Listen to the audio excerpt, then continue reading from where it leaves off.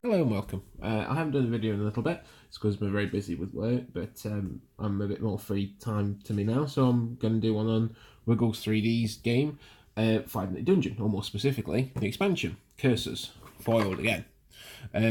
I backed 5 Minute Dungeon last year on Kickstarter. It's one of the funner ones that I've actually had the opportunity to play. You and 4 friends work your way through a dungeon until you defeat the boss, and you have to do it in 5 minutes, obviously, hence the name. It's a very clever little idea. It basically works by you having a boss card, and then you having a stack of cards on top of it like doors, and each time you basically flip one, and it has symbols on it. Everyone throws down cards at the same time in order to match the symbols, and when they do, they get past the card. Certain cards have effects as well, which can alter how many cards you throw down and alter what you can do and everything. But all of the player characters in the originals all have a skill to help them get past a specific um, type of enemy, basically. It was very frantic and very fun. Usually when I play it, I play the first boss without when new players without the timer. Then we put the timer on, and it adds that extra element to it because you're just trying to get through it. And when you're down to your last 10 seconds or so, you still got a fair few cards before you get to the boss. You just got to really try and push as much as you can. And everyone is very good. So everyone works together because the character you see here on the front, so the paladin, the ranger, the I can't remember what that one is, the ninja and the barbarian. They're all double-sided cardboards that you get, which I'll show you in a minute because there's one actually in here. Now, you use their abilities in conjunction with each other. So, like for instance, wizards can stop the actual timer, in which case you stop the physical timer. Because another very good thing about this is that it comes with, or for free from download from the app stores, a timer app, which you don't need to use. Obviously, you can use any kind of stopwatch, but it does add an extra element to it because they've got various voiceovers doing the job on it, which is very cool. So yeah, that's the original base game. I won't go into that just now. I'm trying to keep the video shorter than I usually do. We'll just go into this, which will give you a good idea of everything anyway. So yeah, this actually came out really quickly. It was from start to finish and me getting it. I think from finishing a thing to me getting it, it's 169 days, someone mentioned on Kickstarter, but I'm not sure. That could have been from the start of the campaign. But in any case, it's actually arrived on time, which is more than can be said for a lot of other Kickstarters. But yeah, just start with this. So you've got that lovely kind of linen effect on the box, which is fantastic. I did have the option if I wanted to go for a big box, which would have both these and the new ones in. I kind of wanted the separate one though, to be honest with you, just so I could have both. Yeah, it's a very nice effect, and that linen effect on the cards as well. Yeah, so start the opening. First thing you get was a very nice little thank you letter backing on Kickstarter, which they don't need to do, but I quite like them doing that. That's very good when they do that. The first game came with that, obviously Kickstarter exclusive cards, but also a little baby barbarian statue. Which the first one came with this little baby barbarian statue. That's actually the first boss in the dungeon, the baby barbarian. And it's nothing but it's just a little 3D printer guy, but it's cool. It was cool to have. Yeah, it was part of the crew I was leaving there, so you can see. Yeah, so you get obviously instructions because this expansion adds not just more of the same type of cards, but also new cards as well. So you basically can end up with new things like curses, new things like new equipment. So this is what I was talking about with the players. So you have, for this expansion, you have the shaman or the druid. You notice at the bottom they've got an ability, druid, discard 3 cards to move a curse to the bottom of the dungeon deck, and the shaman is choose another player to draw 3 cards from the top of their discard pile. Now that's a very important wording because as you can see on here, you got the 2 draw pile and discard pile. Now, when you put cards down to try and get through the dungeons, you are throwing them straight into the middle of the board. Anything that's thrown into there is considered played. You move it away, but that's not actually discarded. When you discard cards, you put things into this pile, and that's very important because you sometimes have to pull from that pile with various cards, or certain other character abilities will let you put those cards back into decks, which is very good. But yeah, obviously the druid's ability is to move cursors down the decks to the dungeon, bottom of the dungeon decks. I think that's going to be quite an important one to go into when we play the game, because it's going to help get rid of those curses so they don't actually affect people. So you can see these symbols here.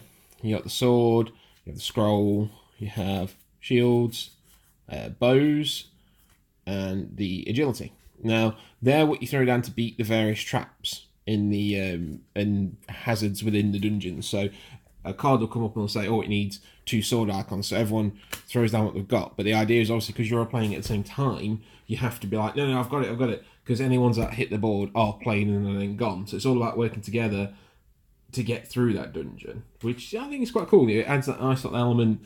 I do like cooperative games now more than competitive, I must admit. It's just everyone seems to have a lot more fun that way. But yeah, so these ones here seem to be new. Team creature defeat a monster card. So the various enemies that you find will have these symbols on them. Obstacle, monster, person. And they're going to be very important. This one, curses, because they will be, I guess you remove them, obviously, from the game. And curses, from what I've read so far, are kind of cool, but also kind of daft and such. So, yeah, here's one of the things I mentioned. Just all players draw 2 cards on top of their discard pile. So that's cards that have already gone into there on the second board, part of the board, as you remember. So onto there, go onto the discard pile, and that gets you draw them back, which again is very, very useful. But yeah, so every character board within the original game has a double-sided. So the Paladin is a Valkyrie on the other side. The Barbarian is a Gladiator. I think a Sorceress is also a Wizard. The Ranger is also a I can't remember what it is, but it's something else. It's been a while since we've actually played it, to be honest, as long as it's removed house. But they all have different abilities. So the Barbarian will let you defeat any creature opponent instantly. If you discard 3 cards, whereas the Gladiator will let you defeat any human creature. And when you do that, you just say, I've got it, you use their ability, and then you get onto the next card, because the idea is you have to get through them as quickly as possible, because by the time you get to the boss, you want to have enough time and enough resources left to be able to defeat it, because usually the boss cards will have a lot of health, essentially, in terms of resources that you need to get rid of them. So yeah, I mean, these are the curses as they are going to come through. So some of these were Kickstarter voted on, some of them were not. So you've got curse blocks, can't have more than 3 cards in your hand, 2 of them. You've got curse blanket, you can only use 1 hand to play with, which is, I think, was one of the ones that was voted on. Poison milk is a new event card. The player with the most cards in your hand discard your hand. These things, curses and events, will happen instantly. So the minute they get drawn, you bang, that's it. It happens to everybody on the field, or in this case, just the one. So rattle of time. Timer cannot be paused, which really screws over anyone like wizards or anything. Now, apparently, according to the rules with curses, when they're active, until they're gotten rid of by some sort of curse removal ability, they stay on the board. But things like that obviously always seem to be active, but some of them, like that one, waffles, you can only say waffles, they're always active, but by the looks of it, there is a penalty for people who break the curses rule. So, for instance, in waffles, if you say anything other than the word waffles, you have to have a forfeit. So you have to put your entire hand into the centre of the table, not from your discard pile, centre of the table, and then they're gone. So that every time you break that rule, you end up having to do that. So someone will have to help you out with that one, or you have your own card to get rid of the curse. You can use it to get rid of the curse on that front. I know some of these might not like that, because obviously they're very silly rules, but I kind of like it, to be honest with you. You wouldn't necessarily use all these cards all the time.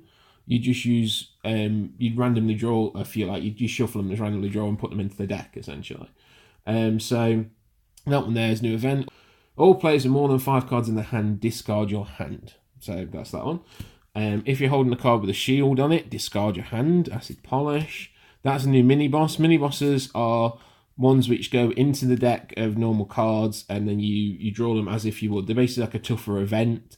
There is an item I think called a Holy Hand Grenade, and I don't think it's basically it kills any creature or lets you get past any event in the game except for mini bosses and bosses. So that one there, ensnared. Discard all cards with an agility on them. Every deck will have them, so the main thing is that just because you're playing as an agile character doesn't mean you won't have, say, shield cards or strength cards or arrow or scrolls. You'll just have less of them than agility cards. Again, it's the idea of why you need multiple people to get through it. When you're actually playing it with less than, like, say, 4 people, when you're playing with 2 people, you actually get 2 decks to work with anyway. So you'll pick one character, say for instance it's the wizard and the ranger, but then you can choose to have that deck and that deck as well, yellow and red as well, just to boost up what you got in there. So again, they're all destroy them. New curse cosplayers. Flip over your player mat until this curse is removed. So essentially, you have to play as the alternate character that you are. Again, with curses, just looking at the rules, curse will remain active the rest of the dungeon. This can be removed by players. They always affect all players, so everyone will flip their character cards over. Doesn't sound like it's going to be too bad, but when you do that, you've got a completely different ability as well at that point, so you have to then play with someone else's. Yeah, so Gorgon's Gaze, you can't use your special ability. Endless Ambush, you now flip over 2 cards at a time, so you're going to have to get through 2 things and use up twice as many resources. Blinding Light, play with your cards face down on the table, so you don't know what you're going to be playing. Fire Breath, pick a player to keep their hand, all other players discard the hand, that's an event. Pass your hand to another player with Tail Swipe. 20-sided Boulder. One thing I always like is the card artwork on these cards. All players discard your hand. The Necronomicon, another mini boss. Dungeon Master, mini boss. The Sheepified. Cannot play action cards. Action was with cards with black borders. So that includes the remove curse cards. So what you have to do is use maybe the ability from the new character to move that to the bottom of the deck. And then we'll obviously wait for it to come out later. Another time, Clock Blocked. Timer cannot be paused. Boot Alien of Kittens. You can only say meow. The Waffles one. That. This and then this one were actually voted on by Kickstarter. Congrats, whenever the timer is paused, all players discard 3 cards. The Early Bird, first player to squawk like a bird, draw 3 cards, which is actually a good event. It doesn't usually happen. The Early Bird there, I've seen another Kickstarter one. Feeding the Trolls, Internet Trolls, chooses a team to discard all action cards or discard all resource cards. Choices you have to make that one. House Rules, play with your cards facing away from you. So you'd actually play with the cards that way. You'd be picking for your friends, and you should pick that one. You should play that one because it's this. Again, the option that the objective of the game is not to nobble each other. So you'd have to be like, no, use this, use that. Again, I think we're quite good. Reactivate an artifact. All players discard your hand. Tinkles, Destroyer of Souls, another mini boss but with 5 agility. Portal, move the current dungeon card to the bottom of the deck. Time Warp, pause time until someone plays a card. Very important when you pause time using pretty much any ability. The minute a card hits the table, you have to start the time again. So the person who pauses the time just goes, don't pause in time, and hits the timer on the app, which is saying why the app is very useful, or a stopwatch. Hit the thing, give everyone a quick breather, decide what you're going to do next, and then start time again by playing the first card. Critical hit, defeat a monster, all players draw 2 cards. Throwing knives count as any 3 resources, arrow, sword, etc. Very, very useful. So you don't have, say, the 5 agility needed to defeat that Tinkles card. You could use that to cast as 3 agility, and someone only has to put 2 down then. Same again with that one. Crush, defeat a mini-boss, specifically a mini-boss card. Battle Rage, remove a curse to the bottom of the dungeon deck. Mystic Rune, all players draw 1 card per active curse. That's actually pretty useful because you can get more cards out for yourself. Rally, draw all cards from your discard pile that have swords or shields on them. And then that's all the basic kind of action cards that you're going to be adding in. Right, so read the rules, which I probably should have actually done before. I was wondering how the curse and stuff get put into the decks to be used by people and everything. So, first of all, the cards actually have pictures on the back. So these 5 cards, for instance, are for the Baby Barbarians deck. So if you're using this expansion, you build up each deck by putting the boss card down as normal, and you would usually put 20 cards, door cards on top of him, and then 2 event cards per player, shuffle it, and away you go. Instead, you put these 5 in. Then you put 20, then you put 15 in to make a total of 20. 2 event cards per player, and away you go. So that's how they can be used. And then each boss has different ones, basically. So you've got the Baby Barbarian, you've got the Grime Reaper, you've got the Gorgon, the Dragon, the Dungeon Master, and then the one for the Kickstarter exclusive boss, which was the Kick 9000. So, yes, that's how they get added into it, which is kind of cool. It means they get, if you want to use the expansion, you just add them in as normal and then turn up wherever. So, with the new characters, I noticed as I was going through, there were these cards, because this is the deck basically for the new character, either the Druid or the Shaman, so obviously only use one at a time. So I noticed these cards here, where they have the ring of the symbols around. It turns out these are actually infinity. So when you play one of these, it counts, apparently according to the rules, it's 10 of these in the Druid and Shaman deck, 2 for each of the 5 resource types. When played on a door card or a boss, they match all the symbols of their type. So for instance, if you play the Infinity Scroll, which is that one, if you play the Infinity Scroll, it will count as all 7 scrolls on the Grime Reaper's boss mat. So when you put that down, however many are on there, 7 scrolls, that's 7, 3 scrolls, it's 3, etc. So that, yeah, that's kind of cool. That works. So they are very quite powerful. That, so it should help you get through bosses, because that can be one of the big things, that when you get to the boss at the end, you might not have the resource to do it, and your time is ticking down. And when it hits 0, obviously game over. You've lost.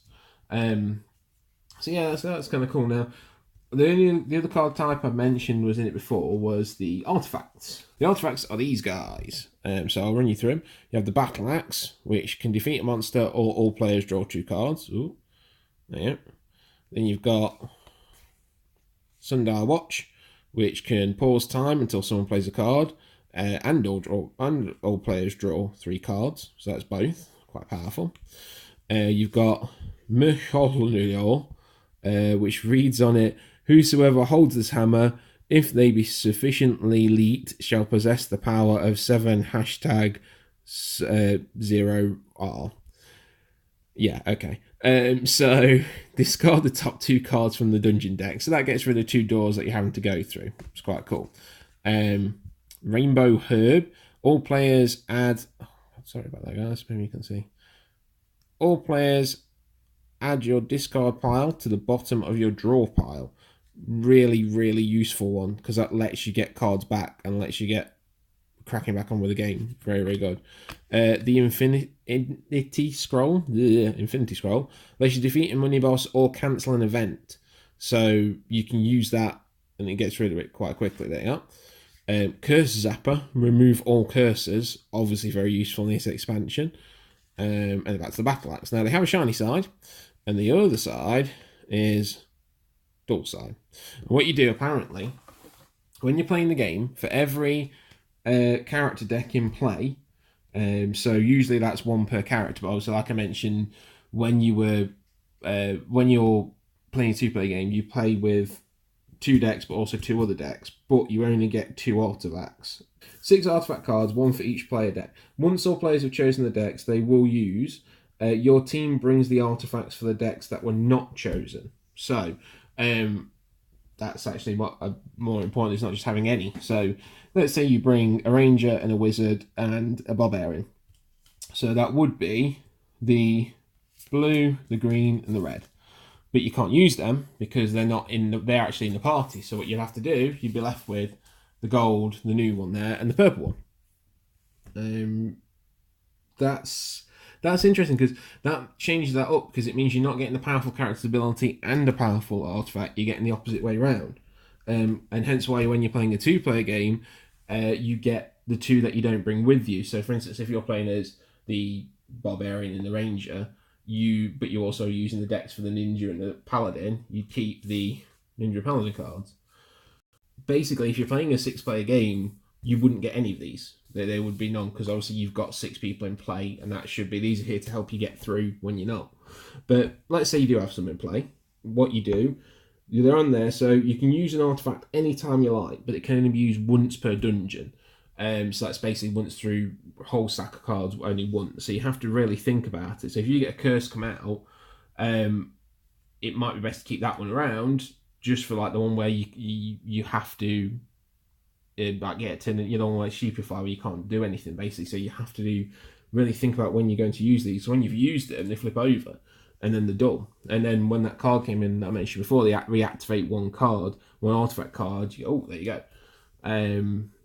But yeah, so I do look forward to playing this. It has been, in the past, 5 Minute Dungeon has been really, really fun for us, and we've really enjoyed getting it on. I mean, we had to, it's one of the games I always like, we played the first couple of games, I was like, yeah, I'm getting some sleeves for this, because the cards just end up like, just, oh god, one of them, and they get past the boss, get out, next one, and it just ends up being so like frantic, but it's really good, and I do look forward to playing it.